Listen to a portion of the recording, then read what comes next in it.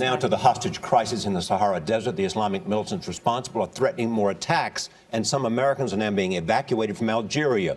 Algerian military forces raided the remote gas complex yesterday to try and free the hostages. Defense Secretary Leon Panetta says up to 8 Americans were among those being held. Mark Phillips is in London. Mark, good morning.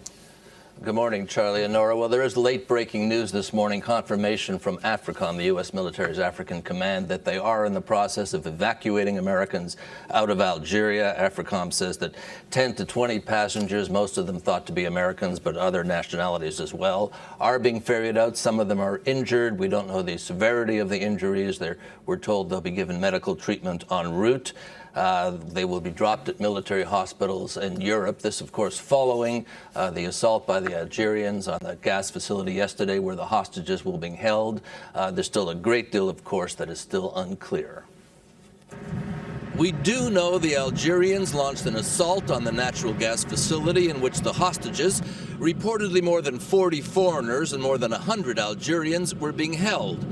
The firing began as some of the captives were being moved in a convoy of vehicles. The Algerians say they feared the hostages were being taken away. The assault, though, was not the end of the incident. British Prime Minister David Cameron provided the latest information, and not much of it, this morning. When I spoke to the Algerian Prime Minister later last night, he told me that this first operation was complete, but this is a large and complex site, and they are still pursuing terrorists and possibly some of the hostages in other areas of the site. Defense Secretary Leon Panetta, also in London this morning, said the U.S. is still trying to determine the fate of the U.S. citizens, originally thought to number around 7 or 8, who were taken hostage. In the meantime, he issued this warning. Terrorists should be on notice